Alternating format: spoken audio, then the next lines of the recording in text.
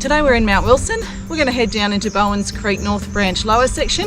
We're going to do Gobsmacker Canyon today. Great day for it. Let's go.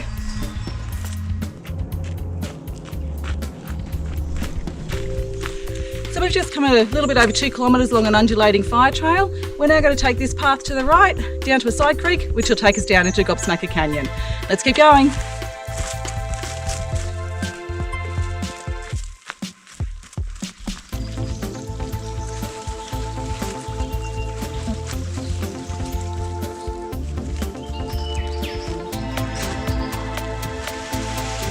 There's a fair sized drop here behind me.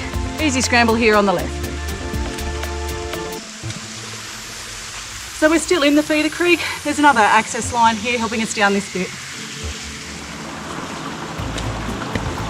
So we've just followed a fairly well defined trail down through the feeder creek. We've now reached Bowens Creek North Branch.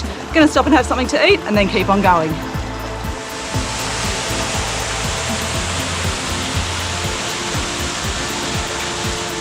So we've reached the first abseil. Looks like a nice drop into a deep pool and a swim out of it.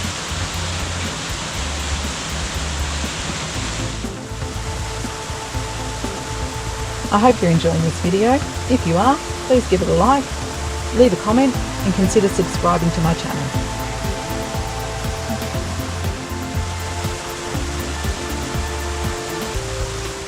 So we've reached our second abseil. This one looks like a two-parter.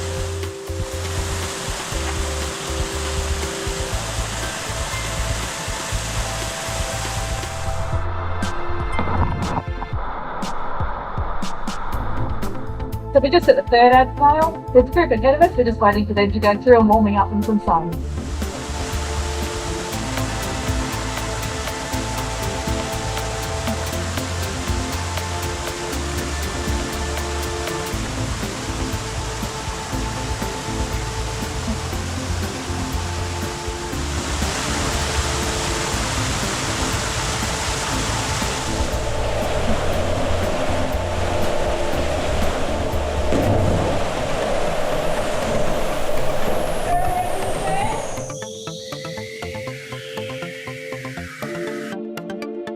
We're at the final abseil down through the Plughole and then a few hundred metres down to each wetland.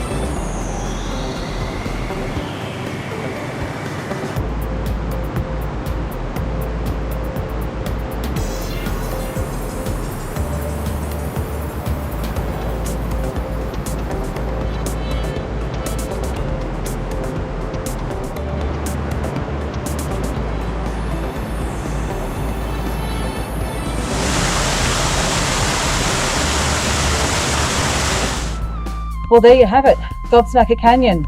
This is an amazing canyon to do, beautiful abseils, especially the one down the Plughole. Some absolutely spectacular canyon sections, really well worth doing.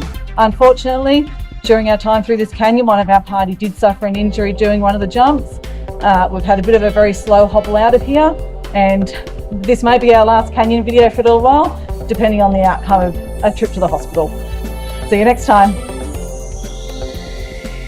So we're at the exit track to Gobsmacker Canyon. Due to a further injury in the canyon itself as we were hobbling out, our team member has sustained a further injury. As a result, he's unable to negotiate the exit track itself, which is very, very steep. We provided first aid to the injury. We've had to hit the PLB and now we're waiting for emergency services.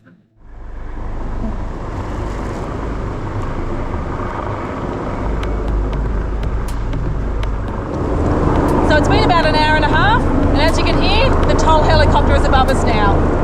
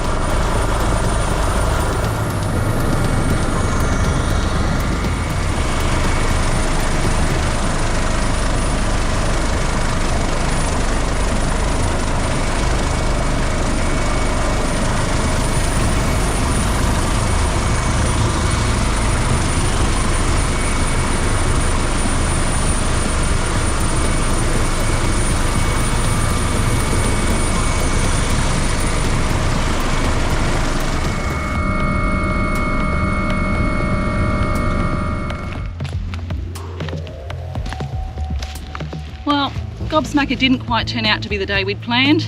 It became a much more adventurous day than what we were expecting when we started out. A mistimed jump partway through the canyon led to a significant injury. My canyoning partner ended up spending 4 days in hospital. His first surgery was to have multiple fractures in his foot and ankle stabilised with plates and screws. Currently we're looking at about 8 to 10 weeks of minimal weight bearing, and at this point in time we've been told 12 months before we can start canyoning again, so we're pretty devastated by that at present.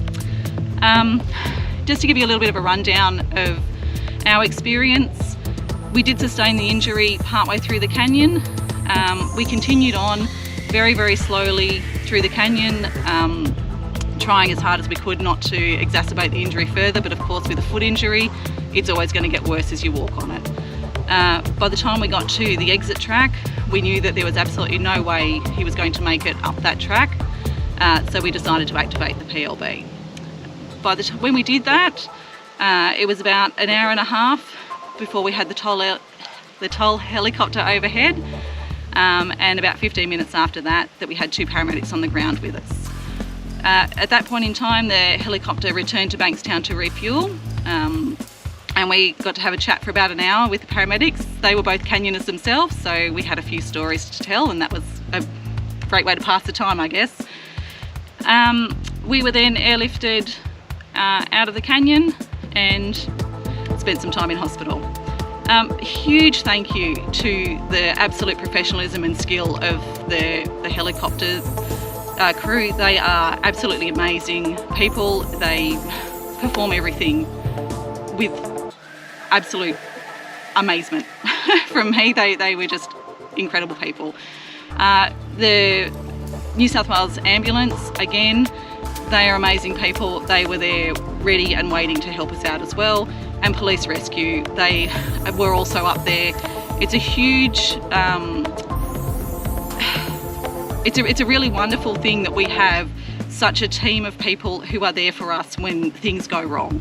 And we are very, very thankful that canyoners like us, like you, are able to use those resources when the time comes that we need to.